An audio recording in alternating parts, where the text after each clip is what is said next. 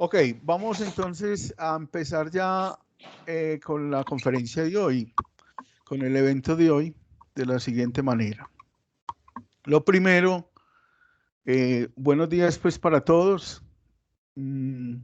Comentarles que nuestro compañero presidente Leonidas Mesa anda con algunas dificultades de salud de su esposa, entonces ha tenido que atender hoy una cita urgente con su esposa y nos va a estar acompañando, pero posiblemente intermitente, de manera intermitente. Entonces, me ha pedido a mí que le ayude con la parte de moderación de la conferencia de hoy. Le deseamos pues a Leonidas que su esposa Marta Lucía se mejore pronto y salgan de esta situación tan difícil. A todos una gran bienvenida. Les deseamos que disfruten mucho este evento que tenemos para hoy. A esta segunda conferencia del ciclo de la historia del desarrollo de los servicios públicos en Medellín. Origen, evolución y actualidad de las empresas públicas de Medellín, dictada por nuestro compañero Luis Fernando Múnera López. Recordemos que con este ciclo de historia se iniciaron las actividades formales para los afiliados de AP, de la Asociación de Pensionados de EPM.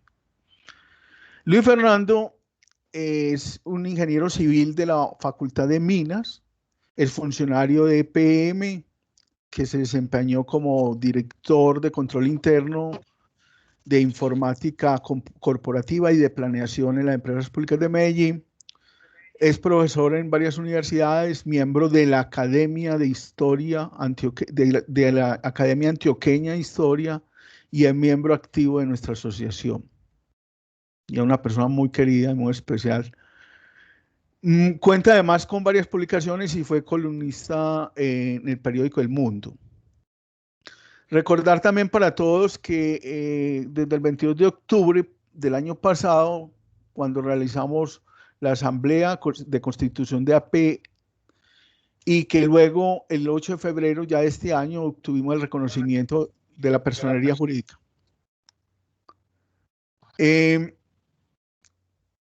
Uno de los propósitos que tenemos en AP es precisamente continuar y mantener los nexos que establecimos entre nosotros durante nuestra vida laboral activa, participando en diferentes actividades de bienestar, actividades culturales y realizando discusiones sobre temas de actualidad y sobre todo también del acontecer de EPM. Como todos somos parte de esta historia y queremos seguir construyéndola, hemos querido precisamente traer hoy la historia de EPM.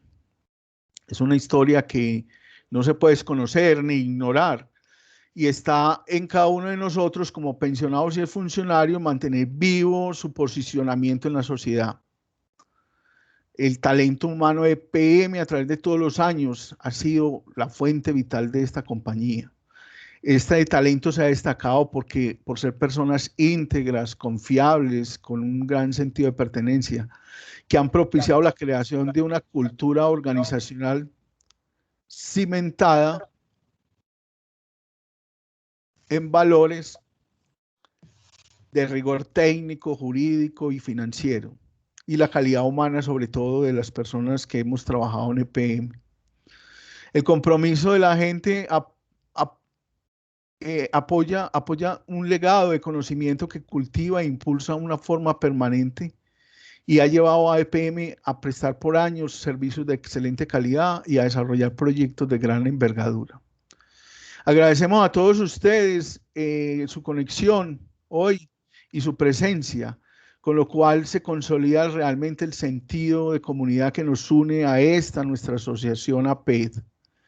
Muchas gracias, Luis Fernando, por haber aceptado el reto de iniciar formalmente las actividades de AP con este ciclo de conferencias tan importante para nosotros y por ayudarnos a mantener viva esta historia de la cual, como se mencionó antes, todos somos o fuimos partícipes. Les recuerdo que después de la presentación de Luis Fernando tendremos la oportunidad de hacer preguntas y participar con sus aportes, tal como lo hicimos la semana pasada. Alzamos la mano y cada uno va abriendo su micrófono y va haciendo la pregunta o regalándonos sus aportes. Hemos iniciado en este momento la grabación de la presentación para que las personas que por algún motivo no pudieron conectarse la vean a través de nuestro canal de YouTube.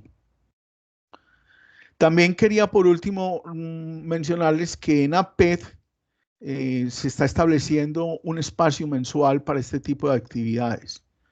La propuesta que tenemos es que el segundo martes de cada mes tendremos una charla o conferencia y que buscaremos temas que sean de interés para la mayoría de todos los afiliados. Es así como el próximo 8 de junio vamos a tener, el segundo martes de junio, el 8, vamos a tener una charla denominada Lectura electrónica de libros y reading, y va a ser dictada por uno de nuestros amigos, partner, José Ángel Suárez Ruiz de Asopen. Asopen ha querido, que es la Asociación de Pensionados de ISA, ha querido contribuir y regalarnos esta conferencia para nuestro disfrute. Les sugiero que por favor durante la conferencia cada uno mantenga su micrófono apagado y solamente lo encendamos cuando abramos la parte de las preguntas y los comentarios, observaciones y aportes. Luis Fernando, de antemano nuevamente mil gracias y te damos la bienvenida. Fray Argiro, muchas gracias por tu presentación tan amable y tan generosa. De nuevo, muchas gracias a la Asociación de Pensionados de Empresas Públicas por esta invitación que para mí es un verdadero honor y es un placer. Hablar de estos temas siempre le llenan a uno la vida de luces. Pregunto si se me está oyendo bien. Sí, señor, se le escucha muy bien. Muy bien. Bueno, iniciamos entonces la segunda parte de la presentación, ya concretamente con la historia del nacimiento y el desarrollo hasta el día de hoy, el día de hoy porque las noticias de ayer todavía alcancé a meterlas aquí, de nuestra querida Empresas Públicas de Medellín. Recordábamos, y Argiro lo dijo en la primera charla, y Argiro lo dijo, que el interés de estudiar la historia es mantener vivos los valores, fortalecerlos, tener más claridad del hoy a partir del ayer. O sea, no es quedarnos en el ayer, es ver el hoy como un resultado de eso y proyectar mejor el futuro. Voy a hacer una síntesis de algunos puntos principales de la conferencia de la semana pasada para enlazar con esta.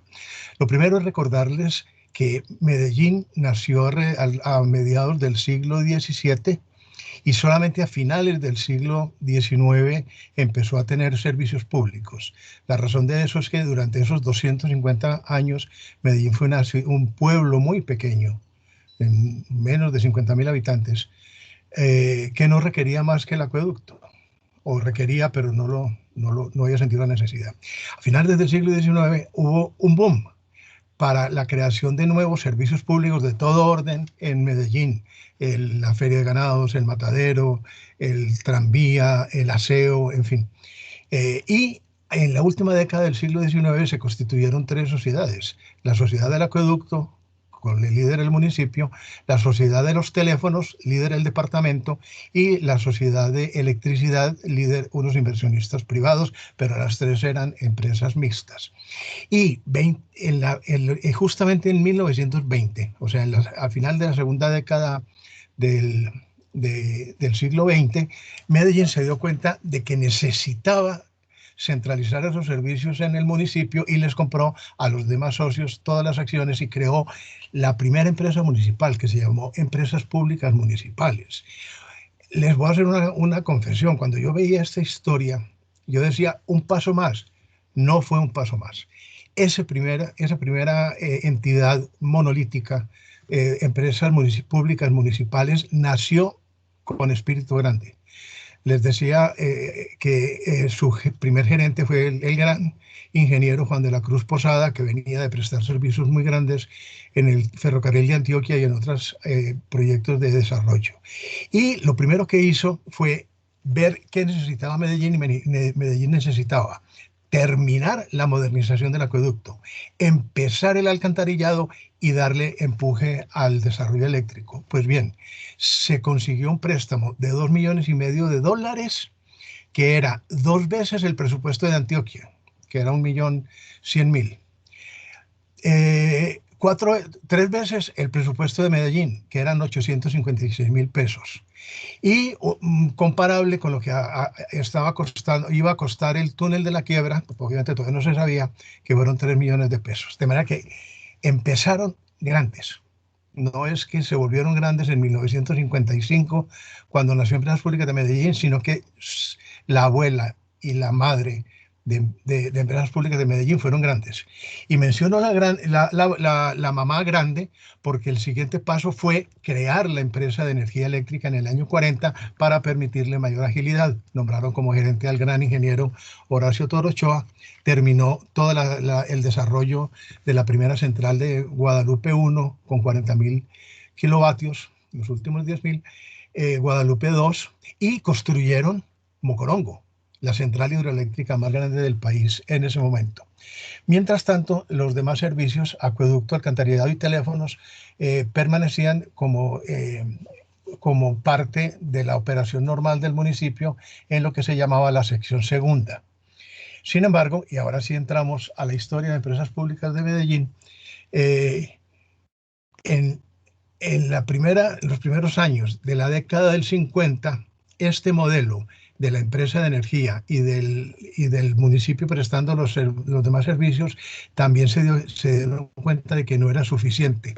Necesitaban volver a integrar todos esos servicios en una empresa y darle toda la fuerza a todos los servicios al mismo tiempo.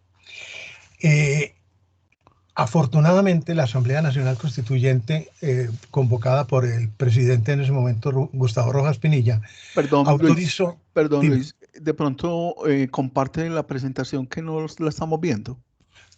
Desde el principio, ¿no se está viendo desde el principio? No, señor. ¡Ay, qué vaina! O sea, ¿me están viendo a mí? Lo estamos viendo a usted y todo lo hemos entendido muy bien. Qué pereza. Tranquilo. Qué pereza que solo me estén viendo a mí. Dale, dale. Qué pena, hombre, ¿qué habrá pasado? Ah, sí, señor. Ve, me pudiste haber avisado. No, bueno. No, pensé que como la introducción la ibas a hacer así, pensé que era parte del plan. Del plan, sí, señor. Sí. No, ok, ponerlo en presentación. ¿Modo presentación? Listo, ahí sí. Ahí sí. Bueno. Entonces, empato en donde iba. Después de esos dos antecedentes grandes, la empresa municipal de servicios públicos en el año 20 y la empresa de energía eléctrica en el año 40, más la sección segunda del municipio, a principios de la década del 50, el municipio de Medellín se dio cuenta de que necesitaba otra vez unificar los servicios públicos. Había restricciones porque la ley no era muy clara en lo que se podía hacer. Estaba diciendo que la Asamblea Nacional Constituyente, convocada por el entonces presidente Gustavo Rojas Pinilla, en 1954 autorizó que la figura de los establecimientos públicos se ampliara para prestar servicios públicos. Entonces, el Consejo Administrativo de Medellín, que es el equivalente a nuestro actual Consejo Municipal, creó el 6 de agosto de 1955 el establecimiento público Empresas Públicas de Medellín. La historia del nacimiento es una historia fascinante. Aquí no tengo tiempo de detenerme en ella, pero les recomiendo en la revista que les entregamos la semana pasada, que es el número de la revista EPM correspondiente a mayo-agosto del año 2005, cuando se cumplieron los 50 años, el primer artículo de esa revista es un escrito de Guillermo Vélez Álvarez que cuenta con pelos y señales y a profundidad, como lo hace Luis Guillermo, la historia del trabajo de Diego Tobón Arbeláez al diseñar la estructura jurídica y redactar los estatutos de la empresa. Vale la pena. La empresa entonces nace y nace grande. Nace grande no solamente en cuanto a su patrimonio para la época, sino nace grande con la mentalidad. Es hermoso leer los discursos del doctor Óscar Vaquero Pinillos, primer gerente Luis general. Fernando, perdón, no estamos viendo la presentación. Otra vez. Yo sí la estoy viendo. Sí, la estamos viendo. Yo sí la estoy viendo también. Todo la estamos viendo. Estoy viendo. Yomaira, debes organizar tu... No, perdón, ya. Que lo tenga en un Le di cuadrito. doble clic y ya entró, gracias. Ok, bueno. Perdón, Luis Fernando. No te preocupes, Yomaira, y es un gusto enorme saludarte. Bueno, estaba diciendo que Empresas Públicas nace grande, ¿no? A ti. Nace grande no solamente por el patrimonio, que en ese momento era una parte importantísima del municipio, sino nace grande en la mentalidad. Uno lee los estatutos, yo los tengo, si alguien no los tiene y los quiere conocer, se los reparto con mucho gusto. Leer esos estatutos es una declaración de intención fundamental de lo que se quería con esa empresa. Pero la letra muerta no sirve. Lo que pasa es que esta letra fue viva desde el primer momento. El primer gerente, a mí ya se me borró la presentación. ¿Qué le está pasando a esto? Supongo que a ustedes también. Ahí. Nosotros estamos viendo, perdón, te estamos viendo la pantalla, pero te estamos viendo es tu pantalla de computador, no estamos viendo la presentación. Debes tocar es donde esté el PowerPoint. Curioso porque estará tan inestable el sistema. Espérate a ver, sí, porque se me apagó lo de compartir. Aquí la volví a prender. Aquí volví a la presentación. Ahí sí, ponerla, ampliar la modo presentación. Eso es, ahí está bien. Muy bien. Estaba diciendo que los estatutos, que son una carta de navegación maravillosa, muy clara, con toda la claridad de lo que se necesitaba, pudieron ser letra muerta, pero no. Todos los gerentes que asumieron esa primera época de la empresa, entre el año 55 y el año 70, que fueron 4, tuvieron mucha claridad. El doctor Óscar Vaquero Pinillos, en su discurso de posesión y en otros documentos que se le conocen, tiene una declaración de principios excepcional. Aquí tengo un resumen de las dos cosas, de los estatutos con la declaración de principios del doctor Óscar Vaquero Pinillos. Primero, autonomía, buen manejo y eficiencia. Segundo, y la pongo entre comillas porque es una frase textual del doctor Óscar Vaquero, la ciudadanía es el dueño real de la empresa. Queremos mantener la confianza de las entidades financieras. Tenemos un compromiso con los empleados, solo empleados idóneos en cada cargo. Con eso les garantizamos estabilidad y crecimiento profesional. Eso sí, necesitamos eficiencia y sentido de pertenencia. Desde el primer día, este es el mensaje claro entre la empresa y sus empleados. Principio de planeación y previsión de las necesidades futuras de servicios. Se me olvidó hacer el comentario de que yo siento que esas empresas de servicios públicos que nacieron a finales del siglo XIX se adelantaron al crecimiento real de la ciudad después. O sea, desde ese momento ya había cierta previsión. Pues aquí en el año 55 el doctor Vaquero lo reitera. El principio de planeación y previsión de las necesidades futuras de servicio es fundamental para que esto funcione. Principio de sostenibilidad financiera. Eso quiere decir, y Mario Pérez lo decía muy claramente, esta es una unidad, esta es una entidad sin ánimo de lucro, pero también sin ánimo de pérdida. Tiene que ser sostenible. Pero también agregaba, y es la siguiente frase que recojo ahí, el carácter social de las tarifas. Las tarifas, y lo decía el doctor Vaquero, tiene que ser un instrumento de redistribución de ingresos en la ciudad. El siguiente punto, también expreso, no es un canto a la bandera, un pacto político empresarial, un deslinde de la política partidista, inclusive están en los estatutos. Hay un artículo del estatuto de 1955 que dice: Empresas Públicas de Medellín es una entidad con ánimo de eficiencia y libre de la política partidista.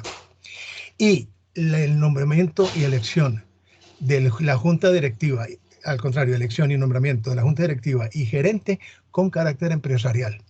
Sobre este punto quiero volver más adelante. A ver, muchachos, yo con esta presentación quiero llevarnos al final a un análisis. Primero, ¿qué nos ha pasado para que este modelo funcionara tan bien durante tanto tiempo, pero también porque ha tenido baches y porque hoy tenemos el bache tan grande? Y segundo, que esta historia cómo nos conduce a pensar en el futuro. Traje esta lámina, sobre todo teniendo en cuenta que Integral está pasando un momento muy duro con la crisis actual, porque Integral nació con y de empresas públicas. Integral fue fundado unos días después del 6 de agosto, no recuerdo la fecha exacta, pero en un día del mes de agosto de 1955 se constituyó la Sociedad Integral, formada por exfuncionarios de empresas públicas, motivados por el gerente y por la Junta. Señores, empresas públicas necesitan un soporte técnico fuerte afuera y los invitamos a que ustedes lo hagan. Entonces salieron funcionarios como José Tejada, Óscar Mejía, que fue el gerente de Integral mucho tiempo en Bogotá, Lucio Chiquito, que todavía vive y nos tiene admirados con su producción. En estos días le van a dar, o ya se lo dieron, no sé, el título de doctor honoris causa en una universidad de Londres, Leonel Calle, Ignacio Arango y muchos otros.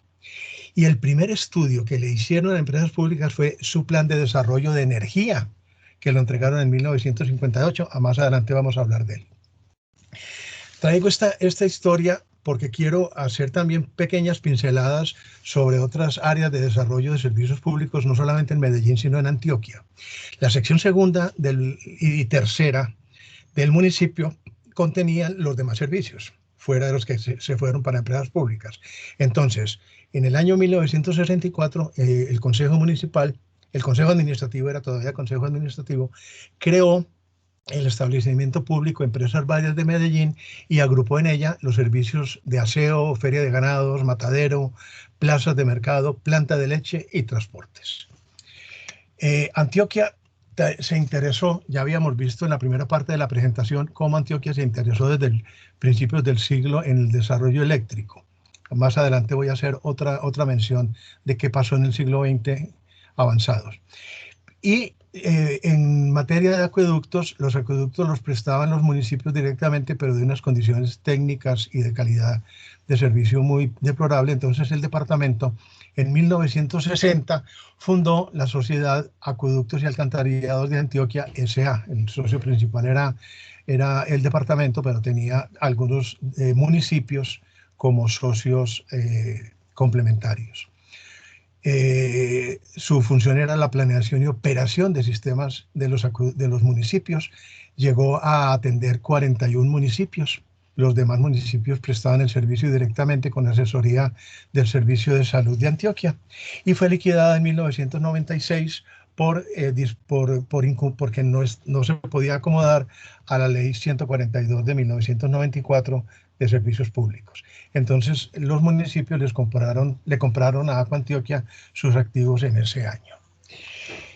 Es imposible hablar de todos los hitos de desarrollo de empresas públicas en estos 65 años, o sea que he seleccionado algunos importantes para después entrar un poquito más en detalle. Perdón.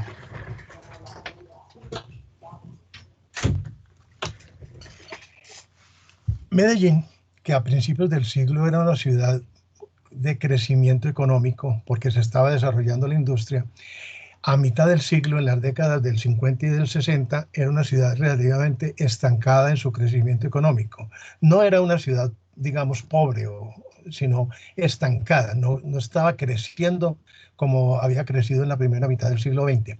Pero a mitad del siglo XX hubo una migración masiva de personas del campo a la ciudad, a Medellín, desplazados por la violencia partidista de esa época. Y la ciudad no fue capaz de absorber esa población y darle, como sí les dio al principio del siglo, un buen nivel de vida. Entonces la pobreza se incrementó fuertemente en Medellín a mitad del siglo. Esto afectó obviamente los servicios públicos. Empezó a haber conexiones fraudulentas. Ahí a la derecha vemos esas marañas de cables de conexiones ilegales eléctricas, lo mismo con el acueducto.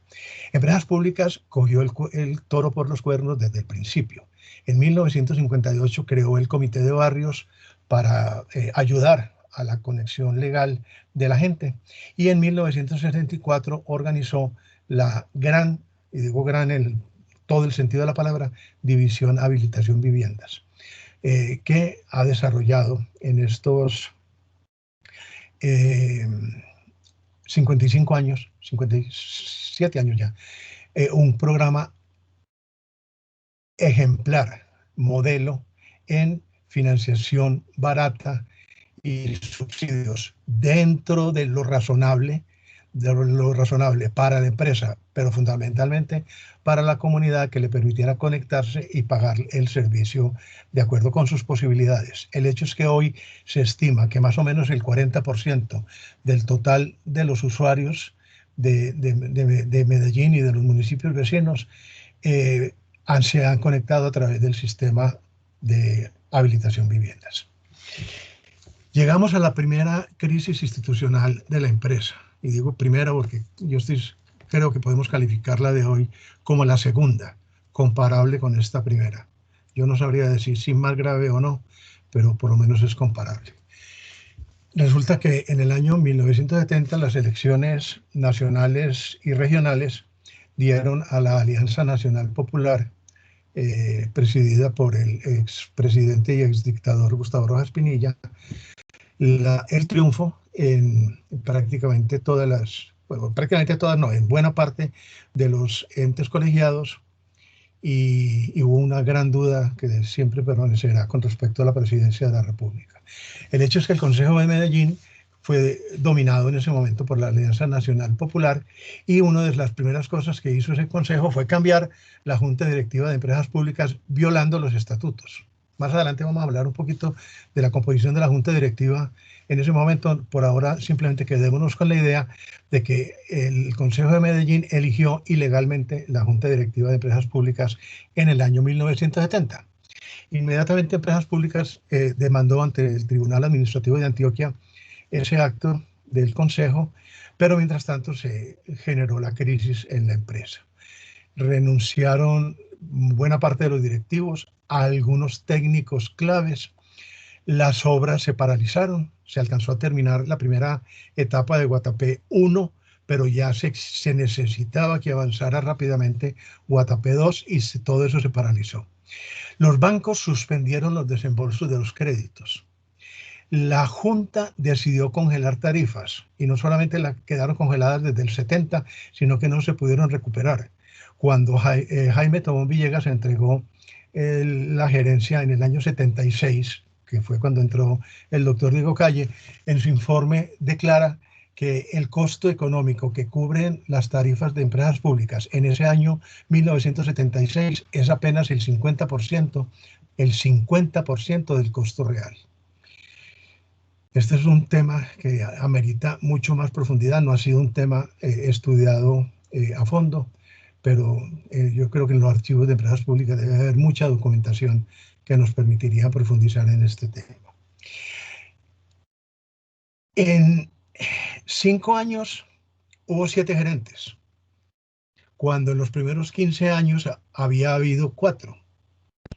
No es un promedio, pero cada uno de esos 4 fue estable y hicieron una gestión muy grave, muy grande.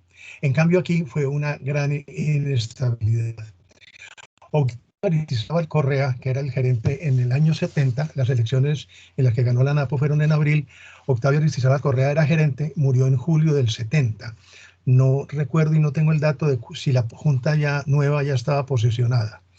En todo caso, se abre una interinidad desde julio del 70 a febrero del 71, en que logran que Alberto López Toro, un gran ingeniero de esa época, aceptara la gerencia, pero no aguantó. Tomó la gerencia en febrero del 71 y la entregó en septiembre del 71. Él decía que era imposible manejarla.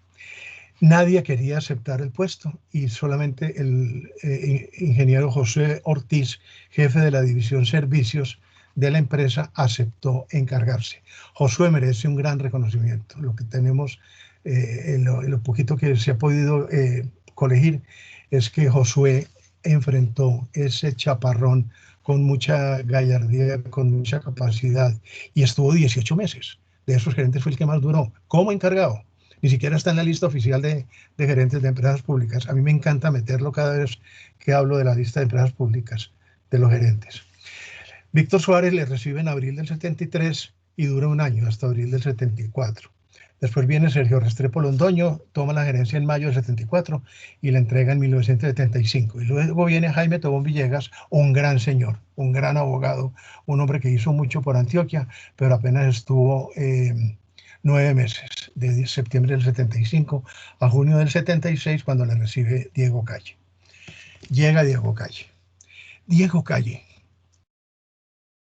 Yo me tengo que cuidar cuando hablo de Diego Calle para que lo que digo no suene exagerado, pero Diego Calle no solamente fue el que recuperó empresas públicas de esa crisis tan profunda en que vivió entre el año 70 y el año 76, sino que le dio un dinamismo enorme, yo diría que comparable o tal vez mayor al que le habían dado Juan de la Cruz Posada y Horacio Toro Ochoa. Diego Calle fue gerente entre junio del 76 y octubre del 85, cuando murió ejerciendo el cargo. Hizo mucho. Hay un número de la revista Empresas Públicas de Medellín dedicado exclusivamente a la obra de Diego Calle en empresas públicas, y afortunadamente pudimos con su familia elaborar la semblanza personal de él, y por lo menos nos quedan esos 2 documentos que nos lo presentan. Diego Calle reestructuró administrativamente la empresa, recuperó la situación financiera de la empresa. En un año ya las tarifas y toda la estabilidad financiera de la empresa se habían restablecido. Reactivó los créditos y los desembolsos, reactivó las obras, a marchas forzadas trasladó el Peñol y terminó Guatapé 2. Construyó, es la única central que se ha construido íntegramente en el periodo de un gerente, Guadalupe 4. Diego Calle empezó Guadalupe 4 y Guadalupe se inauguró 3 o 4 meses, 2 o 3 meses después de la muerte del doctor Diego. Inició Playas, inició el aprovechamiento múltiple del Río Grande, amplió el servicio de acueducto al Valle de Aburrá, desarrolló los proyectos Río Piedras y Río Boy para aumentar la capacidad de abasto del acueducto, duplicó las líneas telefónicas de empresas públicas en esos 9 años, introdujo la telefonía digital, fortaleció la telefonía rural que habíamos visto ya se había empezado a desarrollar por otro lado con EDA, primero con el ferrocarril de Antioquia, después con EDA y con EDATEL. Empresas Públicas intervino en fortalecer esa telefonía rural con microondas, un servicio de microondas. Y mantuvo, y perdónenme si esto suena pues a hablar con falta de modestia, porque el papel mío en planeación fue mínimo al lado de tantos otros grandes directores de planeación que tuvo la empresa, estableció como principio rector de la estabilidad de la empresa la planeación de largo plazo. Una de las cosas más hermosas del doctor Calle que encontramos cuando hicimos la semblanza era el énfasis que la gente hacía de cómo era de cercano a la gente sencilla y cómo era de arisco con la gente petulante. Una de las grandes cosas que se logró en ese periodo del doctor Calle, y él fue protagonista, obviamente no el único, porque aquí estamos hablando del departamento de Antioquia, fue la consolidación de la electrificación en el departamento de Antioquia. Habíamos visto en la conferencia pasada que 50 municipios ya habían logrado construir su pequeña planta eléctrica para el año 1926. Pues bien, a mitad del siglo XX se desarrollan unas empresas regionales muy interesantes. En 1950 se organiza la empresa eléctrica de Támesis, que presta servicio en el municipio y en los municipios vecinos. Igual la empresa eléctrica de Puerto Berrío en el año 1951. En el año 1961 se funda el Circuito Eléctrico de Oriente. Y en el mismo año el Circuito Eléctrico de Simifaná y el Circuito Eléctrico de Suroeste. En el año 1959, o sea, como a finales de este periodo de estas empresas regionales, la Nación, a través del Instituto Colombiano de Energía Eléctrica, ICEL, crea la empresa electrificadora de Antioquia, EASA, con el INCEL como socio principal y con algunos socios facilitadores. Esa empresa electrificadora de Antioquia poco a poco va comprando las 5 empresas regionales que tengo arriba. Muy bien, y está prestando el servicio, pero lo presta relativamente o bastante mal, digamos así, en cobertura, en expansión, en calidad del servicio y sobre todo en tarifas muy costosas. El gobernador de Antioquia de la época, que si no estoy mal, y en estos días hablaba con uno de ustedes, no me acuerdo si fue Pacho o Víctor, o César, o tal vez fue César, era el doctor Álvaro Villegas Moreno y el gerente de empresas públicas, Diego Calle Restrepo, se pusieron de acuerdo para que Electrificadora de Antioquia migrara a ser una empresa departamental y finalmente en el año 1983 se crea la empresa antioqueña de energía EADE. Más adelante vamos a volver sobre EADE. Hagamos un repaso rápido de qué se hizo en esta segunda mitad del siglo XX en los servicios de empresas públicas, en electricidad. Se construyó Guadalupe 3 entre el año 62 y 66. Se construyó Troneras en el año 65. Se entregó Guatapé 1 en el año 71, como ya habíamos dicho, y Guatapé 2 por la gestión del doctor Calle en 1978. Hasta ahí, todos eran proyectos identificados y formulados por Integral en ese primer plan de desarrollo eléctrico para empresas públicas que presentó en el año 58. Guatapé es otra historia bien interesante, estaba formulado por la compañía norteamericana Gaipan y por los primeros esquemas de Integral como una secuencia de centrales a lo largo de la cuenca del río Nare. Pues bien, 2 grandes ingenieros de empresas públicas, el doctor Gustavo Mesa Arango, ingeniero de planeación, y Javier Mesa Salazar, gerente técnico de empresas públicas, se dedicaron, sobre todo el doctor Gustavo Mesa, a optimizar ese esquema hasta que llegaron al esquema actual, que es un esquema completamente novedoso e ingenioso para ese momento. Después de ahí en adelante, la lista que tengo yo creo que se le puede atribuir más a toda la actividad de planeamiento en la época del doctor Calle. Pajarito y Dolores, Ayurá, Guadalupe 4, Playas, luego Niquía y Tasajera como parte del aprovechamiento múltiple del Río Grande. Y a finales del siglo, en 1998 y 2000, las termoeléctricas de la Sierra, que entra el ciclo simple en 1998 con 294 megavatios y luego se amplía al ciclo combinado en el año 2000 con 166 megavatios más. El acueducto. El acueducto tiene un desarrollo muy bonito. Habíamos visto la vez pasada que la primera planta de tratamiento de agua potable fue Villahermosa, que entró en el año 1942, se amplió en 1957 y se construyeron en ese mismo año 57 la planta de Pedregal, en el año 64 la planta de San Cristóbal, en 1967 la planta Ayurá, en 1987 la planta La Sierra. Eso es una cosa muy interesante porque fue la primera planta por encima de los barrios subnormales de Medellín. Y la planta de San Antonio de Prado en el mismo año de 1987. La represa de la Fe, que fue tan importante, o que es tan importante todavía, se construyó o se terminó en el año 1973.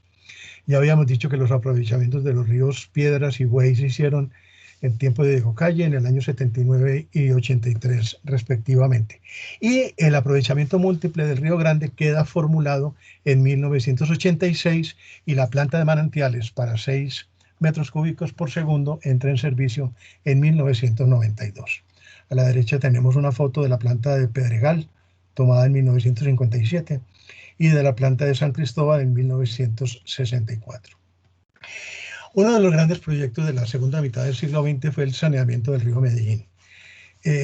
Griley and Hansen presenta, ya habíamos visto que en 1944 el doctor José Tejada Sáenz, como tesis para graduarse como ingeniero civil en la Facultad de Minas, presenta una primera propuesta de plan maestro o de plan general de desarrollo del alcantarillado en Medellín, que es muy similar a lo que finalmente propone Griley and Hansen en el año 57.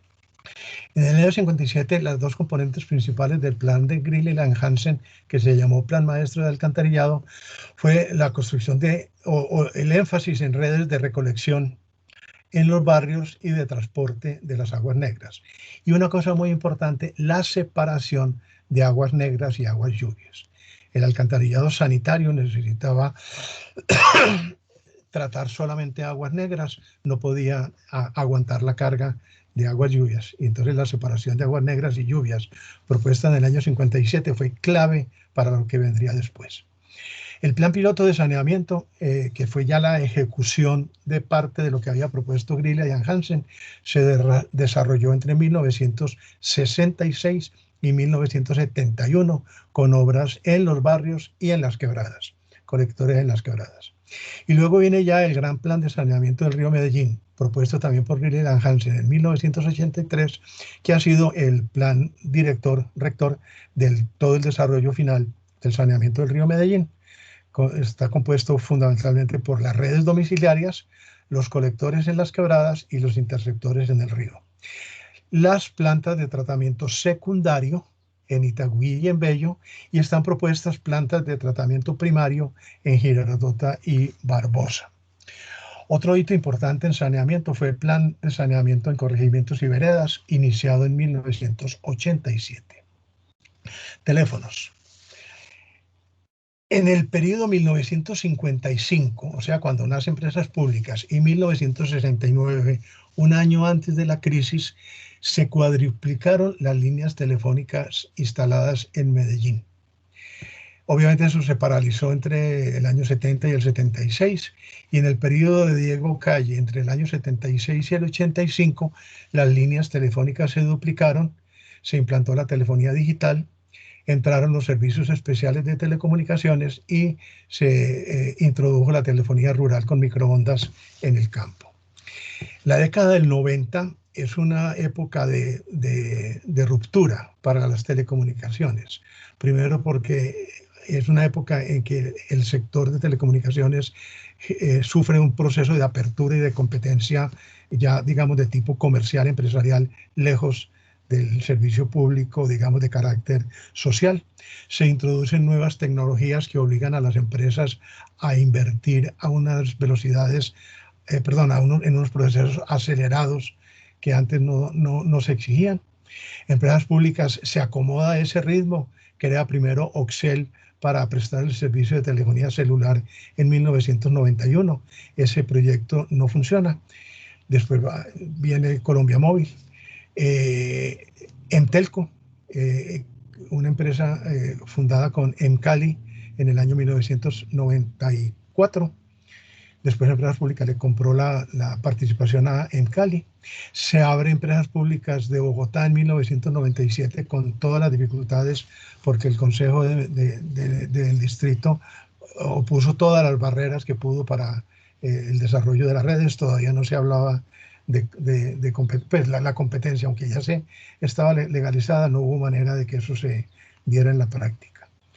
En el año 97 se compran Entelsa, la empresa de teléfonos de Manizales, y Telepsa, la empresa de tarjetas inteligentes, y se crea Colombia Móvil con la empresa de teléfonos de Bogotá en el año 2002. Esta es una historia que merece profundizarse mucho más. No tenemos tiempo aquí, pero vale la pena. Otro de los hitos grandes de empresas públicas en el siglo XX es la instalación en el Valle de Aburrá del servicio de gas natural por red. Empresas Públicas inicia creando la unidad del gas, inicialmente como una unidad de la Dirección de Planeación, en el año 1988. Esos inicios, todos los que estamos aquí los vivimos en una época muy interesante. Y ya las cosas concretas son las siguientes. El primer desarrollo de gas propano, los primeros desarrollos fueron con gas propano llevado en tanques, porque la red del gasoducto desde Puerto Berrío todavía no llegaría, llega más adelante y la tengo más adelante. Pero entonces se construyen las redes y se presta el servicio en el barrio El Limonar del corregimiento de San Antonio de Prado en el año 1992, utilizando tanques de gas propano. Igual en el municipio de Girardota en 1995. Por Dios, si Manuel Lara está conectado en este momento, Manuel, con estas palabras sencillas estoy haciendo un homenaje a lo que tú lideraste y a lo que tú hiciste. Y si Manuel no está, después hay que buscarlo para decírselo. Y no solamente Manuel, que fue el líder, a todos los que trabajaron en ese proyecto. El gasoducto de Sebastopol-Medellín empieza a funcionar finalmente en 1998 y entonces en ese mismo año de 1998 empieza la distribución masiva de gas en Medellín y en el Valle de Aburrá. Otro paso importante en este proyecto del gas es la distribución mediante tanques de gas natural comprimido en municipios a donde es difícil y costoso llegar con gasoductos.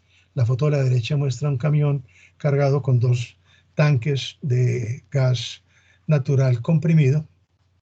Ese programa empieza en el año 2009 y está en plena vigencia, en plena ejecución. Bueno, muchachos, hasta ahí la versión, digamos, de cómo se desarrollaron los servicios públicos en la segunda mitad del siglo XX, ya en manos de empresas públicas. Vamos a entrar al siglo XXI. Pero para entrar al siglo XXI quiero detenerme en 2 hitos fundamentales. La elección popular de alcaldes, que empezó en el año 1988, con el doctor Juan Gómez Martínez, un gran señor, que nombró como gerente al doctor Penagos Estrada, Juan Guillermo Penagos Estrada.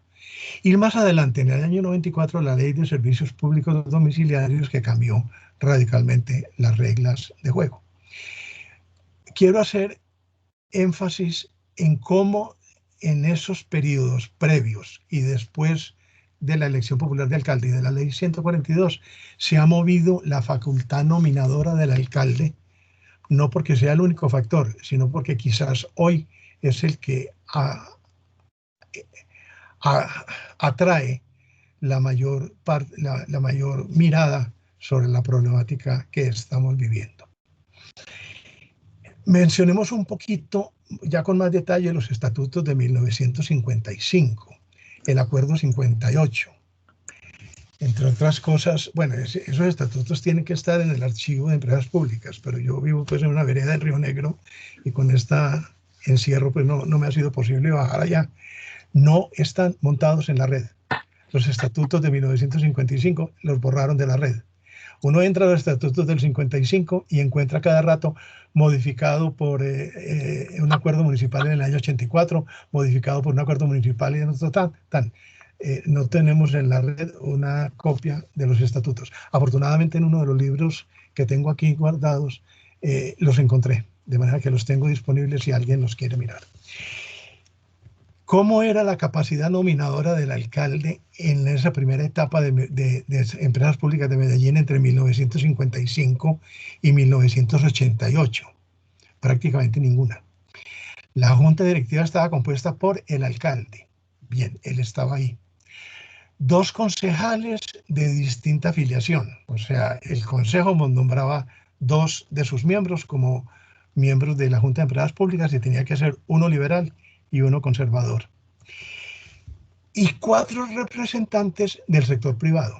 ¿Por qué del sector privado? Porque recuerden que uno de los factores para la creación de la empresa eléctrica en el año 40 y luego la unificación de los servicios en el año 55 era el interés que tenían las empresas financiadoras de que los proyectos se cumplieran los cronogramas y los presupuestos de ejecución, sino al mismo tiempo libres de influencias políticas y influencias externas. Entonces, una de las condiciones que hubo en el año 55 para aceptar la unión de los servicios en empresas públicas de Medellín era que se les garantizara a quienes tenían financiaciones vigentes con los desarrollos de empresas públicas, se les garantizara una vigilancia efectiva. Entonces, las 3 grandes entidades financiadoras de los proyectos de empresas públicas en el año 55 eran el Banco de la República, los bancos comerciales locales y los industriales.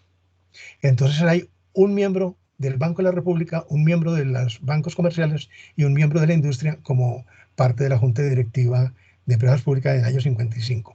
Y un representante de la Cámara de Comercio y de FENALCO. O sea, entre la Cámara de Comercio y FENALCO nombraban el 9º miembro. Entonces eran, el 7º miembro. Eran 4 miembros privados y 3 miembros municipales. Y el gerente era nombrado por la Junta Directiva. O sea que en esos primeros estatutos la injerencia del alcalde era prácticamente nula. No he sido capaz de seguir la secuencia hasta el año 94, cuando la ley 142, porque como les digo, hay diferentes acuerdos municipales que fueron modificando puntualmente algunos detalles de los estatutos originales. Tanto fue así que en el año 1993, como en noviembre del 93, hay un acuerdo municipal del Consejo de Medellín que faculta al alcalde para compilar los acuerdos municipales que han modificado los estatutos de empresas públicas.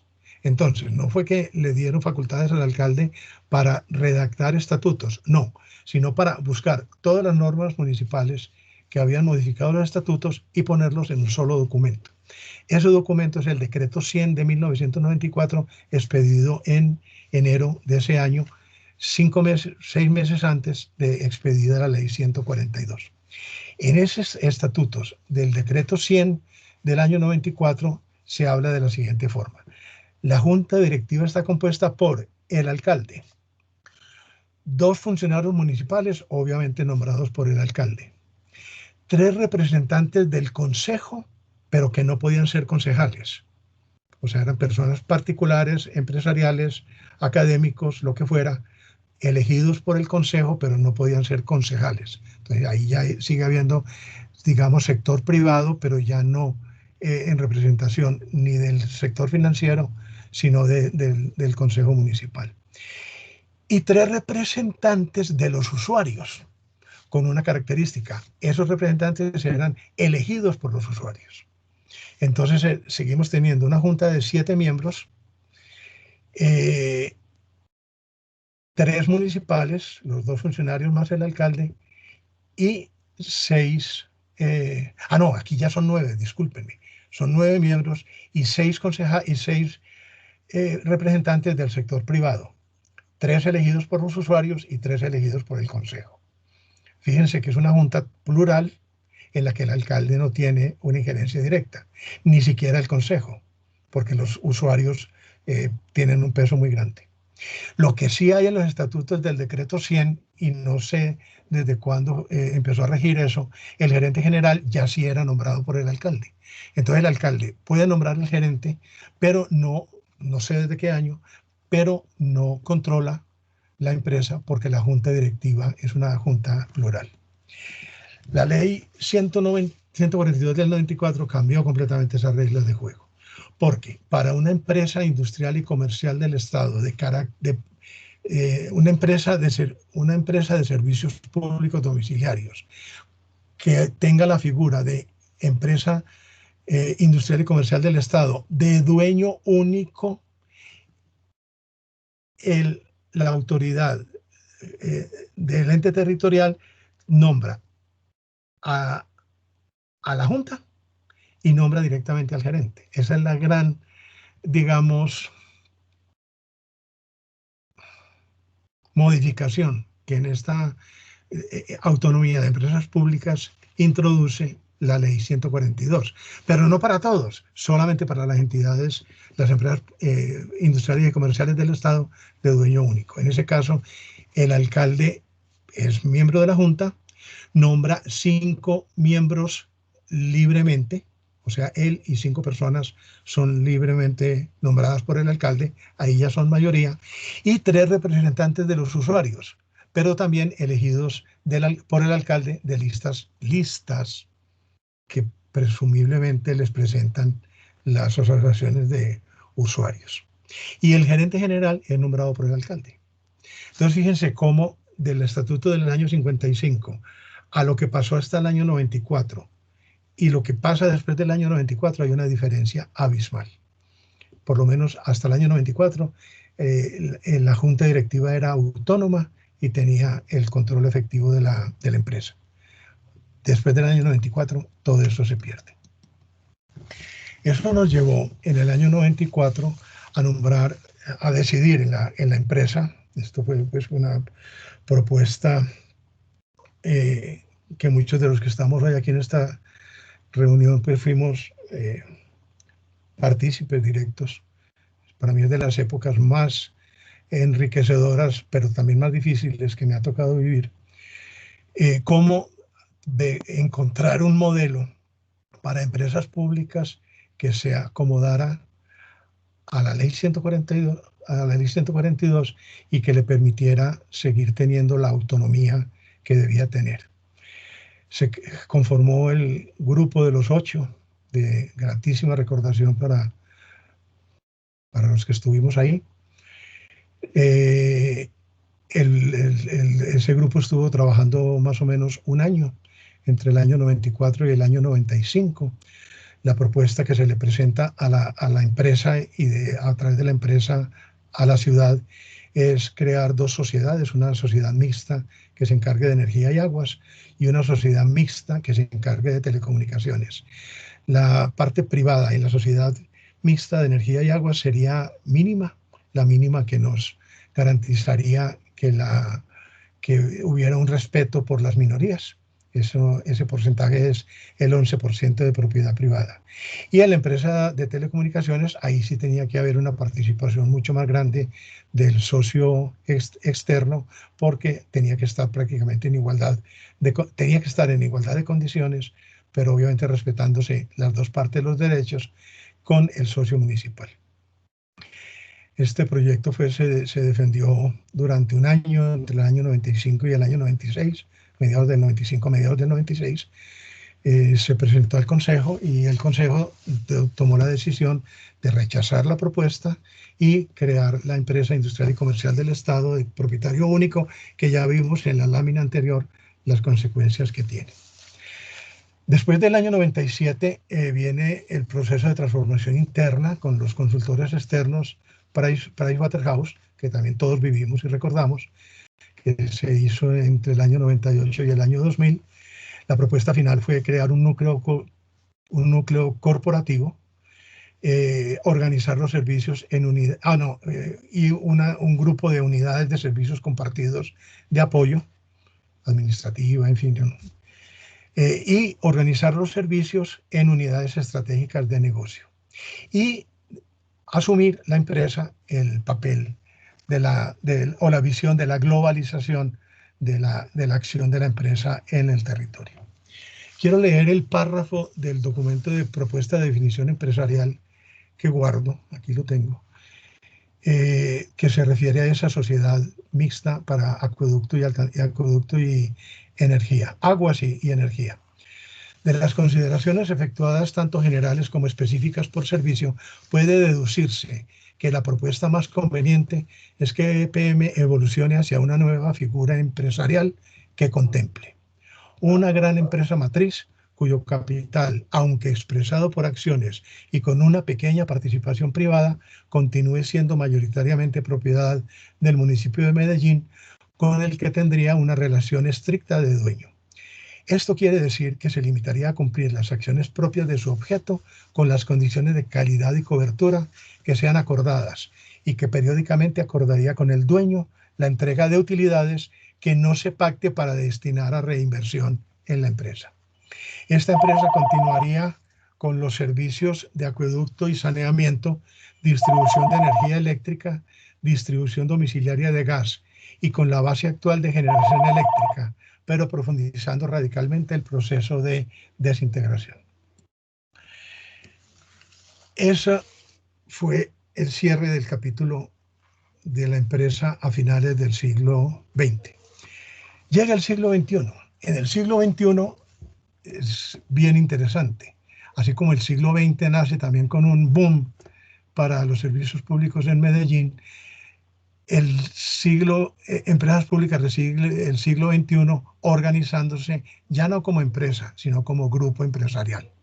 El grupo empresarial EPM se crea formalmente en el año 2000, durante la gerencia del doctor Ramiro Valencia Cosio, que acoge el concepto de globalización que había presentado Pricewaterhouse en la transformación interna. Ese grupo empresarial sufre una transformación en el año 2012 bajo la gerencia de Juan Esteban Calle Restrepo y la alcaldía de Aníbal Gaviria Correa, como grupo empresarial multilatino con finalidades, y eso lo hacen expreso, de crecimiento y de rentabilidad. La administración siguiente de Federico Gutiérrez y Jorge Londoño de la Cuesta reajusta nuevamente la figura y le introduce nuevamente el énfasis en la función social y ambiental sin descuidar la rentabilidad. Démosle una visión rápida a qué ha hecho este grupo empresarial, primero nacional y después multilatino, en Antioquia, en Colombia y en el exterior. Empiezo con Antioquia. Acueducto y saneamiento en Antioquia en el siglo XXI ha sido muy rico. Se creó Aguas de Oriente en el Retiro, en el municipio del Retiro en 1999, o sea, fue un antecesor muy cercano. Aguas de Urabá se crea en Apartadó en el año 2006. Después se transforma en Aguas de Occidente en el año 2007 y después en Aguas Regionales en el año 2016. Luego se adquiere el servicio público de agua en Río Negro en el año 2017 y se absorbe Empresas Varias de Medellín en el año 2013 como parte de los programas de saneamiento. El saneamiento del río Medellín, que ya le dimos un vistazo general atrás y obviamente también quedan muchas cosas por decir, tienen dos hitos fundamentales que son la puesta en servicio de la planta de tratamiento de San Fernando en el año 2000 y la planta de tratamiento de Aguas Claras en el año 2019. En electricidad y gas, después de un receso de, ¿qué?, 8 años, entre la entrada de Tasajera, entra la central por C2 en el año 2001. Luego viene el parque eólico Gepirachi en el año 2003, las centrales La Vuelta y La Herradura en el año 2004, la central por C3 en el año 2010. Luego viene la absorción de la empresa antioqueña de energía. Yo la semana pasada le hacía el reconocimiento a César Tobón y creo que está aquí con nosotros hoy y le reitero ese reconocimiento porque él tuvo un papel fundamental en ese proceso de transformación y absorción de EADE para empresas públicas, que tuvo unas consecuencias muy favorables para toda Antioquia, porque ya con la capacidad operativa de empresas públicas se mejoró mucho más rápidamente la cobertura y la calidad en los municipios de Antioquia. No que EADE no la estuviera haciendo, la estaba haciendo, pero se pudo trabajar, digamos, de una forma más rápida. Y el efecto fundamental fue el igualamiento, la igualación, el equilibrio de las tarifas de servicios eléctricos en toda Antioquia. Eso hizo que las tarifas en toda Antioquia disminuyeran más en promedio en el 26% y el sobrecosto se absorbió, el sobrecosto no, el equilibrio se consiguió incrementando el 8% en promedio en las tarifas en el Valle de Aburrá. Entonces ahí hubo una especie de redistribución regional del ingreso. Subieron las tarifas en el Valle de Aburrá para disminuirlas el 26% en el resto de Antioquia. Gas sin fronteras, ya lo mencionamos, es el proyecto de gas natural comprimido.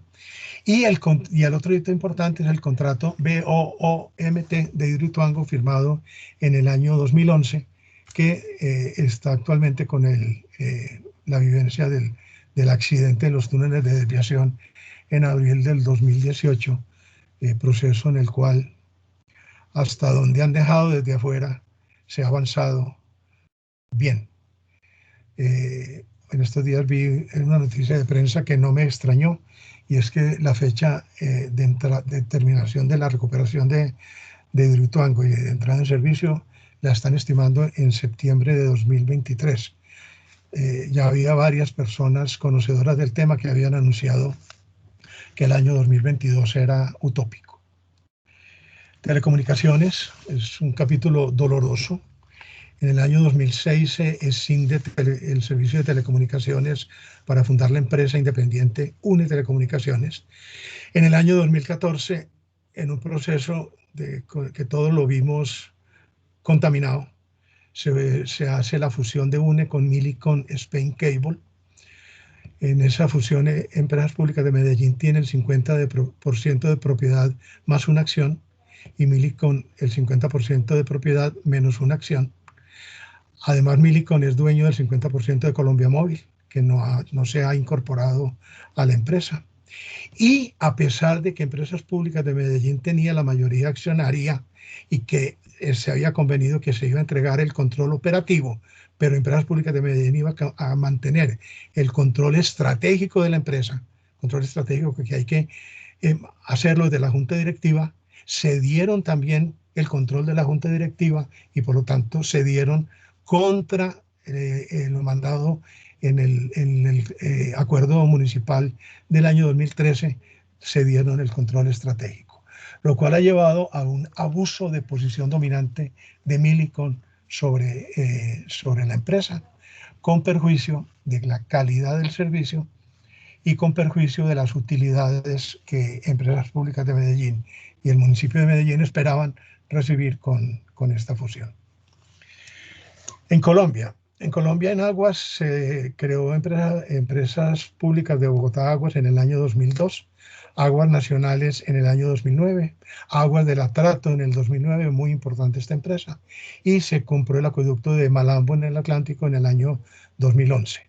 En energía se adquirieron la central hidroeléctrica de Caldas en el año 2003, la empresa de energía del Quindío en el año 2003, las centrales eléctricas del norte de Santander en el 2009, la electrificadora de Santander en el 2009 y Caribe Mar, que cambió al nombre de Afinia, en el 2020. En Latinoamérica, Gloria Idea está por ahí, Gloria Idea también creo que le va a traer gratos recuerdos esta lámina. En Panamá se adquiere la hidroeléctrica Teribe en el año 2003. Se construye la central hidroeléctrica Bonjic, que entró en servicio en el año 2015. Se compra la empresa de distribución Panama Distribution Group en el año 2003. En Guatemala se compra el holding DECA 2, que es un holding que maneja la generación y la distribución eléctricas en el país en el año 2010. Electricidad del Sur del Salvador se compra en el año 2011. En México se crea un vehículo de inversión en el año 2012 que compra la empresa Tixa, encargada de construir plantas de tratamiento de aguas residuales en el año 2013. Esta inversión yo nunca la logré entender y no creo que la logre entender. En Chile se conforma el vehículo el vehículo de inversión EPM Chile, no recuerdo la fecha, es por allá en el año 2012 o 2013. Se compra el parque eólico Los Cururos en el año 2013 y se compra Aguas de Antofagasta 2015. No entro en detalles, pero yo también tengo muchas dudas con esas inversiones en Chile. Y llegamos al hoy. Hoy creo que estamos viviendo la segunda crisis, creo no, hoy estamos viviendo la segunda crisis institucional grande, empezó en el año 21, todavía estamos en ella, no sabemos cuánto va a durar. Si sea tanto o más o menos grande que la del 70, eso está por verse. Pero hoy estamos viviendo un periodo de intervenciones indebidas del alcalde de Medellín en la administración de la empresa. Presentó en julio del 2020 un proyecto de acuerdo para ampliar el objeto social de empresas públicas completamente inconveniente que luego tuvo que retirar. Hizo la convocatoria para conciliar los daños de Hidroituango con todos los contratistas y aseguradoras sin especificar cuánto le iba a reclamar a cada uno, sino que cada uno iba a decir cuánto en esa conciliación, cuánto creía que le debía pagar a empresas públicas. Eso llevó a la demanda en marzo del 2021 y aparentemente fue también el disparador para el embargo de las cuentas y patrimonios de Integral en abril del 2021. Ha habido un fuerte incumplimiento del Código de Gobierno Corporativo y del convenio marco entre la alcaldía y la gerencia. Toda esta situación llevó a la renuncia de la Junta Directiva en forma masiva en agosto del 2020. En el mismo mes, Fitch Rating le baja la calificación de riesgo crediticio a empresas públicas. En 15 meses hemos tenido 4 gerentes. Si ahora me asustaba de que en 5 años tuvimos 7 gerentes, pues aquí en menos de año y medio hemos tenido 4. El grupo directivo y los funcionarios de la empresa han manifestado su inquietud, sus preocupaciones en varios comunicados públicos. Lo mismo hizo de una forma muy clara y muy importante el grupo jurídico de empresas públicas a principios de este año.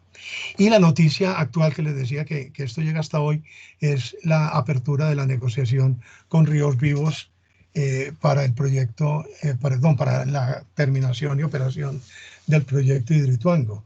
Ayer circuló por las redes el pliego de peticiones de 8 páginas que presentó Ríos Vivos para esa negociación.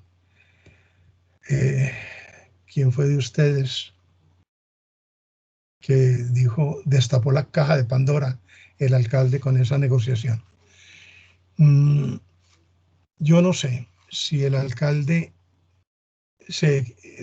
no sabía en el berenjenal que se iba a meter negociando con Ríos Vivos, o al contrario lo sabía y lo hizo intencionalmente para disparar una crisis mayor.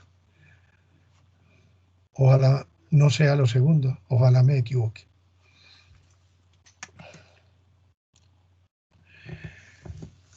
Muchachos, ¿esto qué nos dice para el futuro? Esto nos tiene que decir mucho. Vean toda esa historia vista así en detalle, cómo nos tiene que llenar el corazón de orgullo y de alegría. Pero al mismo tiempo a mí me aumenta la preocupación y la angustia hoy. A futuro hay muchas cosas para hacer. En la última diapositiva voy a hablar de eso. Pero me parece que una cosa muy clara es que alguien con capacidad decisoria y de acción intervenga el esquema administrativo que tiene hoy la empresa con la ley 142 para liberar a la empresa del control absoluto del alcalde de turno. Se han planteado básicamente 4 alternativas o 4 mecanismos que los tengo aquí resumidos. Los voy a leer. Una posibilidad es expedir un acuerdo municipal que reglamente las relaciones de la alcaldía con EPM, o sea, que eleve el convenio marco entre el alcalde y el gerente a acuerdo municipal. Pero un acuerdo municipal no tiene fuerza sobre la ley 142. Segunda posibilidad, modificar la ley 142. Es un proceso políticamente muy difícil y muy riesgoso, porque puede ser también abrir otra caja de Pandora, tanto en el nivel local como en el nivel nacional. 3. Fortalecer el Código de Manejo Corporativo y el convenio marco alcaldía y empresa. Yo lo he leído varias veces y creo que tienen una estructura y un contenido suficiente para proteger la empresa. Lo que importa es que se cumplan. Pero el problema es que no tienen respaldo legal y dependen de la voluntad política del alcalde de turno. Queda la última, y yo sé que es impopular. Yo sé, muchachos, que varios de los que nos acompañan hoy en esta reunión les parece que esta puede ser una solución más grave que el problema. Pero yo no veo, sinceramente, una posibilidad distinta que transformar la empresa en una sociedad por acciones, que pueden ser acciones públicas o acciones mixtas, como se propuso en el año 95. ¿Por qué? Porque ya la Asamblea de Socios nombra la Junta Directiva y esta nombra el gerente general. El alcalde pierde su poder omnímodo. Miren, hay sociedades por acciones públicas que funcionan muy bien. El Metro de Medellín.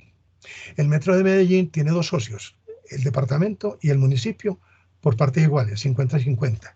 Pero la Junta Directiva es de 7 miembros. No, perdón. ¿Cuánto es la cosa?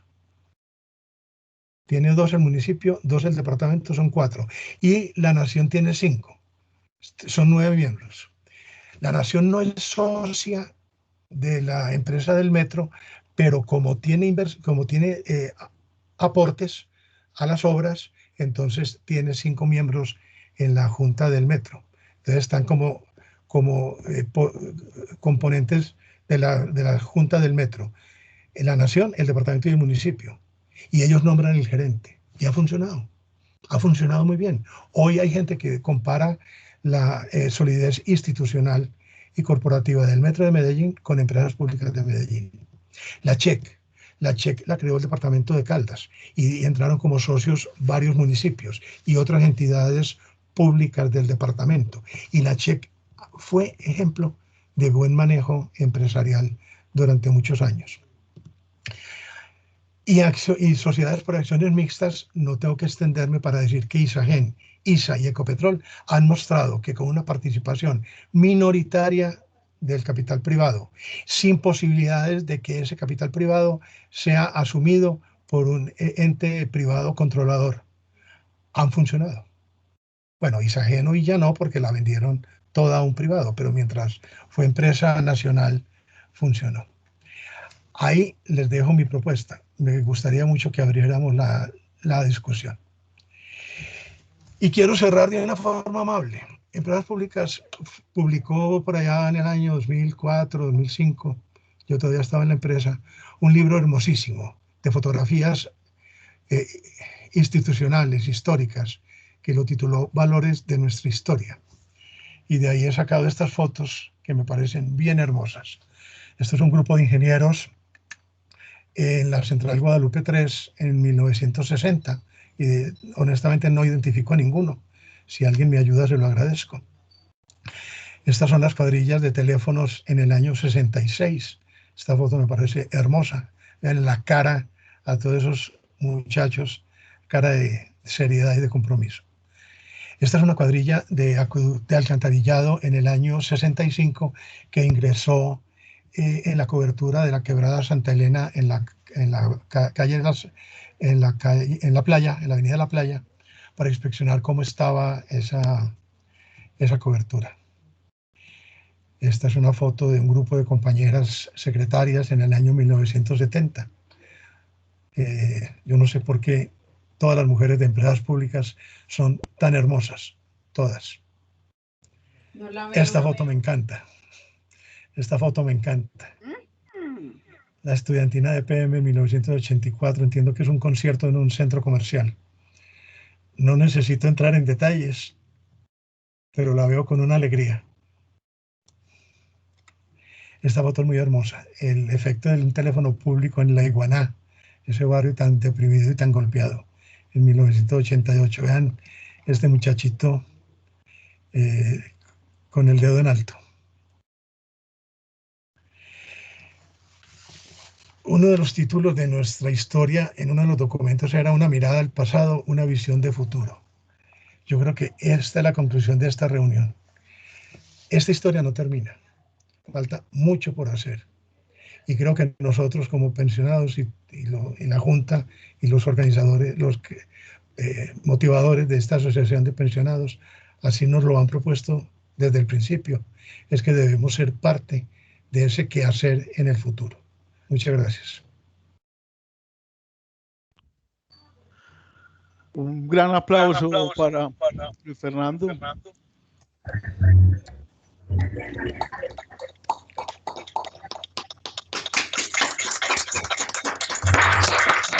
Muchas gracias.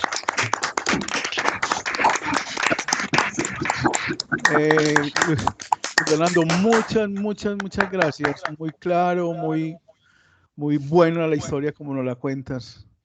Muy generoso por contarnos todo esto. Vamos a abrir entonces la parte de la participación de todos los exponentes, de los asistentes. Luis Fernando, te pediría si dejas de compartir ya la pantalla, por favor. Vamos a ir en orden, que vayan alzando la mano. Y entonces abre el micrófono, por favor, Francisco Valderrama, y pone la imagen también para que lo vamos conociendo los demás compañeros. Y se prepara César Tobón. Nadie. Se prohíben preguntas corchadoras. Vamos, Pacho.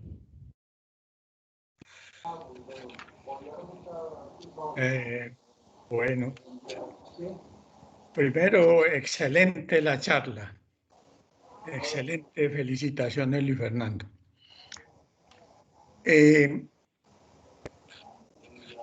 Yo quisiera que aprendiéramos de lo que sucedió con UNE, tan acertadamente explicado por Luis Fernando. Recordemos que en el 2013 se aplicó en forma diferida la misma fórmula que se sugirió por el Grupo de los 8 en 1995 o 96. Pues ahí tienen a UNE en manos privadas. ¿Y cuál ha sido el efecto? Ni ha dado utilidades a EPM, absolutamente nada, ni el servicio ha mejorado y por el contrario, es peor, de lejos, muy lejos del que en su momento prestábamos en EPM. Nos hemos preguntado alguna vez cómo estaría EPM si se hubiera dado el paso de utilizar una expresión que a mí no me gusta, aunque la respeto, de democratizar, porque es que lo que es de todo ya está democratizado. Pero si se hubiera dado ese paso en el 95, yo hice un ejercicio reconociendo mis limitaciones enormes en el tema financiero, pero entre el 97 y el 2019 o el 2020, EPM ha transferido al municipio de Medellín algo así como 23 o 24 billones de pesos, 6.500 millones de dólares.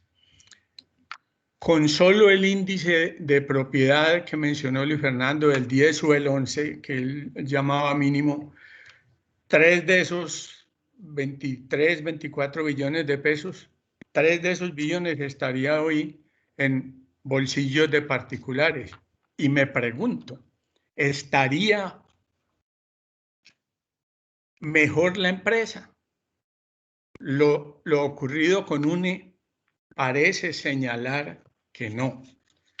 Ahora, uno tiene que entender que la propuesta que ahora, dentro de las varias que mencionó Luis Fernando, la que se ventila, se hace por temor al vagabundo ideológico, a ese sujeto inepto, incompetente, que ahora es alcalde de Medellín y que ciertamente es un riesgo grande. Pero es que no es la manipulación política la única amenaza que pende sobre EPM. También la amenaza esa dañina concepción mercantilista que en mala hora se ha querido entronizar en la empresa. Luis Fernando mencionó dos momentos de crisis, ¿no? Yo considero que hay 4. Hay una terrible que vivimos con un personaje similar, que es un calco igual al señor Quintero, que fue el señor Luis Pérez, igual de malo, igual de resentido, igual de frívolo, igual un cascarón vacío. Y hubo una crisis similar que la estamos ignorando en el 2012 o 2013, cuando Empresas se decidió como una empresa multilatina, y esa no es de alcance político, sino con otros alcances. Esa crisis le hizo mucho daño a la EPM porque retorció su ADN empresarial. EPM no puede ser coto de caza para políticos clientelistas como el alcalde actual y casi todos los que le han precedido, pero tampoco es un campo de práctica para aventureros y negociantes del sector privado. De manera que el acuerdo marco es necesario, por supuesto, para moderar la injerencia del alcalde, que ciertamente es dañina, pero es claramente insuficiente, porque los peores disparates de EPM en el siglo XX se han cometido en plena vigencia del acuerdo marco y creo que no haya necesidad de mencionarlos. UNE, Orbitel, las inversiones en el exterior, incluso Afinia, a pesar que allá hay una funcionaria buena y competente que se rumora por ahí que también la va a remover el alcalde porque no le copia, que es la expresión que él utiliza para denostar de la gente que tiene independencia y no hace lo que le dé la gana. Entonces, lo que yo finalmente resumo es, tenemos que trabajar por un acuerdo marco que modere la injerencia del alcalde, pero también la injerencia de otros actores.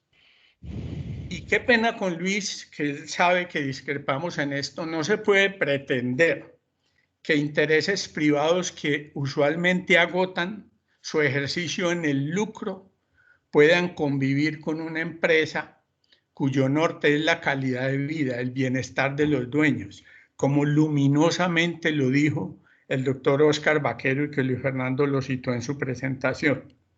La ciudadanía es la verdadera dueña de la empresa y las tarifas tienen que tener un carácter social, entre otras cosas. Entonces, de manera que hay que descreer, por lo menos yo descreo, de que la juntanza de intereses tan contrarios, los del ánimo de lucro y los que orientan EPM en sus principios filosóficos, puedan preservar a EPM de los males que hoy vive. No ese es el camino. Los intereses privados válidos, por supuesto, tienen cabida vía suministro de bienes y servicios, vía servicios financieros, vía participación en la junta directiva, vía asesorías, pero nunca a través de participar en la propiedad de EPM. Yo lo resumo así: asegurar la plena autonomía de EPM, entendida como independencia plena, tanto de vaivenes políticos como de intereses empresariales distintos a los dueños, es un asunto de supervivencia. Para eso se necesita complementar el acuerdo marco, pero jamás comprometer la propiedad pública de EPM. Muchas gracias, me perdonan que me haya tomado tanto tiempo con esto. Muchas gracias, Pacho, muy claro y yo te entiendo totalmente. Bien, continúa con la palabra César Tobón. Abre el micrófono y el video, por favor, César.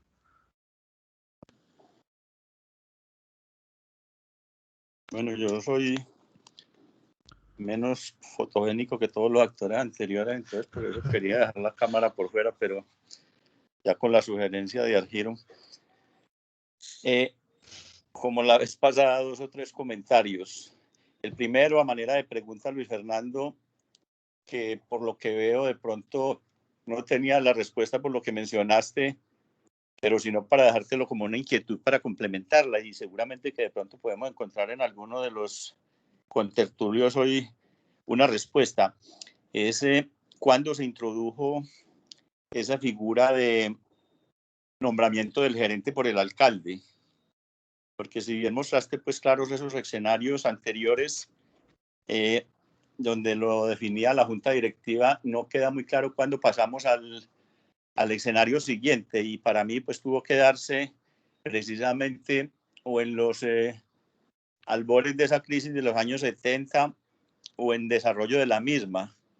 Yo lo digo porque recuerdo que en algún momento se mencionaba anecdóticamente que alguno de los alcaldes quiso cambiar al gerente Diego Calle y no lo logró precisamente porque tenía pues esa pose de reconocimiento tan grande que tenía y que porque desde las instancias nacionales y de los organismos crediticios a través de las cláusulas de condicionamiento no habían permitido que eso se diera así. O sea que de pronto eso me hace pensar que ya en ese momento el alcalde tenía alguna injerencia importante sobre el nombramiento del gerente y he estado tratando de clarificar también como vos, por ejemplo, quién fue el postulante y el nombrador o el nominador del doctor Diego Calle mismo para la gerencia. Y no tengo esa respuesta. Entonces, por eso de pronto, si alguno nos da una luz en ese sentido, pues yo creo que sería bueno. Lo otro que yo quería comentar, yo creo que Pacho me libró mucho de esos comentarios. Yo resumiría diciendo que me sintonizo más con esa visión de la búsqueda de soluciones para el tema pues de la naturaleza jurídica y los esquemas de propiedad de la empresa futuro. Yo nunca lo había mencionado en ningún otro escenario, pero en algún día se podrá cobrar. Yo tengo como el orgullo de haber sido el promotor, el proponente de la idea del Grupo de los 8. Yo no sé qué tantos lo conozcan, pero en ese entonces al grupo de gerencia y al gerente de ese momento, que era el doctor Diego Uribe, le propuse que, y eso pues no de manera muy original, como para no pensar pues que fue mi gran golpe de creatividad, sino copiando un poco una actitud visionaria que me había enseñado el doctor Carlos Enrique, que fue quien me colocó en el cargo de control interno en ese entonces, que con un mensaje proactivo nos puso a pensar con anticipación en las soluciones que necesitaría la empresa antes de que llegara inclusive la misma constitución. Yo le propuse al gerente de entonces que los problemas de la empresa eran tan graves en ese momento que valdría la pena sacar los mejores funcionarios de la empresa para que de manera independiente y exclusiva y por un buen periodo de tiempo se dedicaran a estudiar el futuro de la empresa en lo que tenía que ver pues con sus escenarios de largo plazo y sus posibles esquemas de estructura. Finalmente salió una propuesta pues que no era la que yo esperaba que saliera, pero yo creo que todavía sigue esa gran discusión. Pero alrededor de esa misma discusión, yo diría que el problema sigue a la orden del día, y hoy pues con las coyunturas y con las incidencias especiales que se han dado, ha tomado vigencia. Yo creo que es un punto en el cual, y nos lo hemos propuesto desde la asociación, trabajarlo de manera ordenada, y que yo creo que es un llamado que hay que hacerle a todos los demás compañeros, a que quienes tengan de pronto aportes que nos ayuden a construir propuestas de parte de la asociación en ese sentido. Yo creo que ese es uno de los temas importantes del momento. Esos eran básicamente los comentarios que quería hacer, y nuevamente un saludo muy fraternal para todos y estimularlos a que continuemos en esta labor asociativa tan interesante en que estamos. Muchas gracias. Muy bien. Gracias. Bueno, yo quisiera responderle brevemente a César. No le respondí a Pacho por una razón. Los planteamientos de Pacho son de tanta profundidad que yo creo que si nos centramos en ellos, aquí nos quedamos. Y yo quisiera que todos pudiéramos hablar. Pero César sí hace unas preguntas muy concretas que tú vas a tratar de responder. César, no, desafortunadamente, como te digo, no he podido acceder a los archivos de empresas públicas, que ahí sí debe estar la respuesta, o del municipio, cuando los acuerdos municipales ordenaron que el alcalde nombrara al gerente. Por ahí veo a María Isabel, que nos está acompañando, y de pronto ella se acuerde y nos diga. Desafortunadamente, simplemente se menciona en los estatutos del año 94, antes de la ley 142, que todas las normas que había compiladas, que habían dispersas, el alcalde las compilara. De pronto María Isabel puede saber. Perdón, María, yo termino. Con respecto a Diego Calle, fue el alcalde, Víctor Cárdenas Jaramillo. Esa historia la cuenta doña Marta López Restrepo, doña Marta López de Calle, su esposa, en la semblanza de Diego Calle que publicó la empresa. El alcalde quería nombrar a Diego en ese puesto, y buscó, y fue directamente, lo buscó en la casa y le ofreció la gerencia. César, no mencioné que tú fuiste el gestor del Grupo de los 8, y perdóname, cuando dije que todos lo recordamos con mucha alegría, ese es uno de mis recuerdos más gratos, y fue como tú dijiste. Y a lo último que dices, efectivamente, esto es el abrebocas para que empecemos a profundizar en este tema. Bueno, con esto termino mi respuesta. María, te saludo con todo el cariño que te tengo. ¿Tú nos puedes ayudar cuando de pronto los estatutos de empresas cambiaron en ese punto? A ver, Luis Fernando, no logro ubicar. Buenos días a todos, primero. Pues llegué tardecito, Luis Fernando, pero porque estaba en otra reunión, pero afortunadamente pues logré muy buena parte y me pareció maravillosa tu exposición. Pues te felicito, porque esto pues nos ilustra a todos y nos ayuda a generar pensamiento alrededor de este problema tan grave que vimos en EPM. Yo estaba tratando de ubicar, estaba ahora mirando a ver si cuando estabas hablando dije yo ve, ¿y cuál acuerdo fue que transformó? Es que a mí me parece que fue en virtud de la ley que introdujo la elección popular de alcaldes, o tal vez antes, o de pronto con la ley de reforma municipal, que fue cuando salieron los concejales de la Junta Directiva de Empresas Públicas. Dejaron de ser los concejales y pasaron a ser unos representantes particulares. Y entonces lo ubico con la reforma al Código de Régimen Municipal, que es por allá del año 83 a 86 más o menos, ¿cierto? Debe estar ahí, pero me voy a poner en la tarea pues de ubicar si hubo un acuerdo, porque como bien dice Luis Fernando, después lo que hubo fue una compilación. Y entonces es probable que al hacer esa compilación se hubiera tomado ya la parte la parte legal, ¿cierto? Cuando cambió de la potestad de la Junta Directiva al alcalde municipal para elegir, ¿qué digo? Gerente de empresas públicas.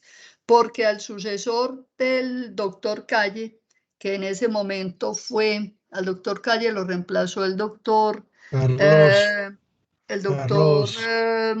¿cómo se llamaba?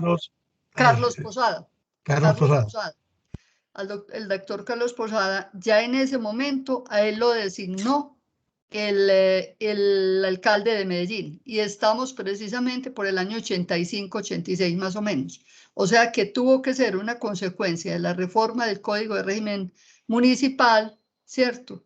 Que dio con esta elección por parte del alcalde, ya entró en el acuerdo 100, que compiló, o el decreto 100 mejor, mediante el cual se compiló los estatutos. De todas maneras, yo voy a revisar, Luis Fernando, porque no recuerdo que haya sido expedido un acuerdo municipal con esa materia, en esa materia específica.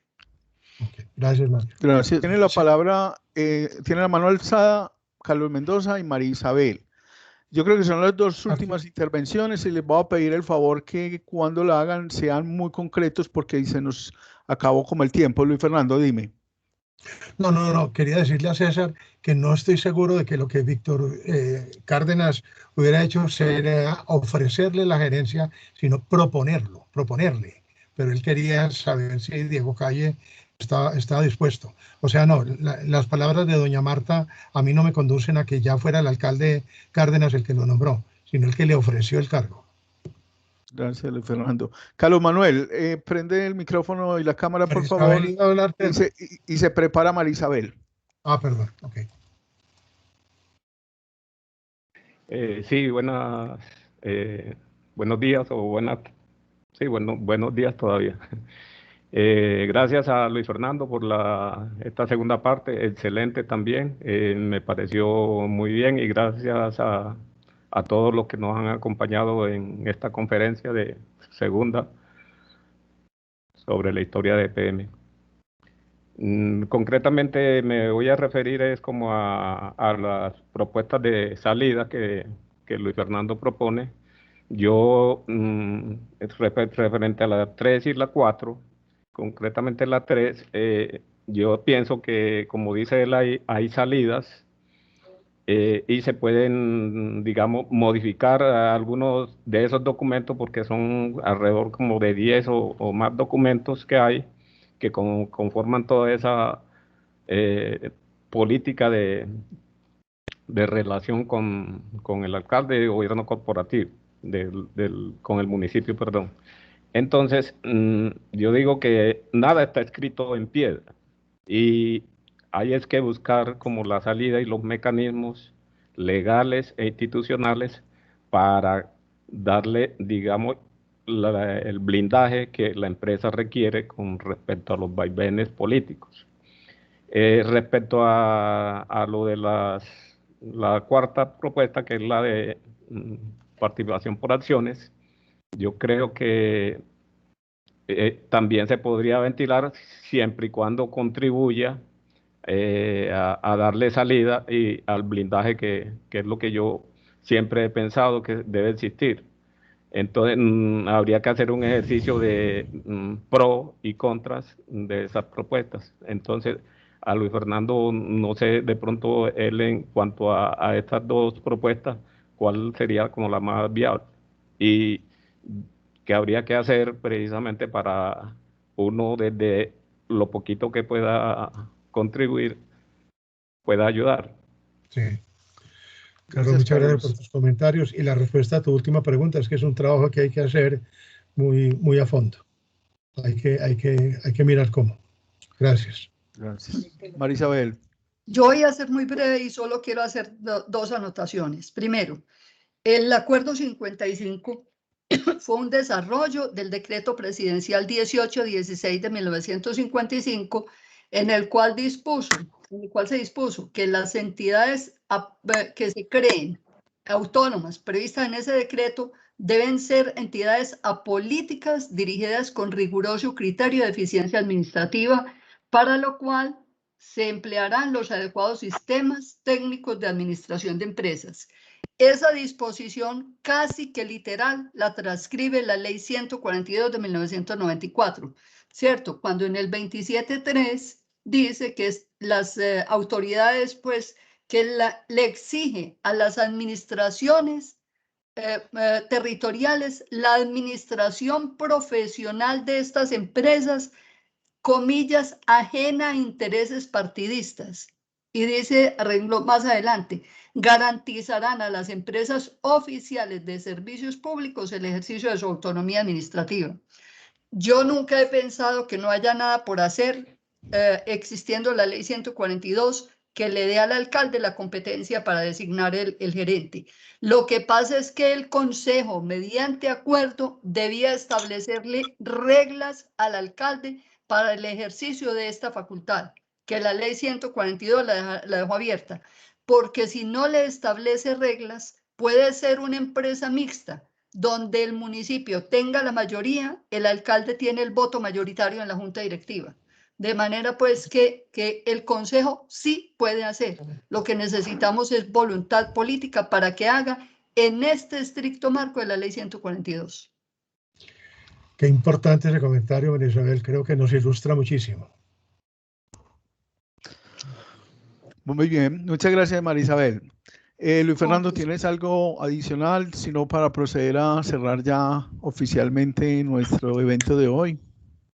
No, de nuevo, pues muchas gracias a todos y creo que el objetivo de esta reunión se cumplió. Creo que el tema queda planteado y, como decíamos ahora, hay mucho por hacer. Sí, señor, así es. Entonces, para todos, mil gracias por su asistencia. A Luis Fernando, mil gracias por su contribución con estos conocimientos tan valiosos para nosotros y revivir nuestra historia.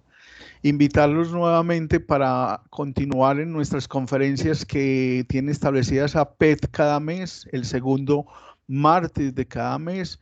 La próxima será el 8 de junio, donde tendremos una conferencia que nos va a dictar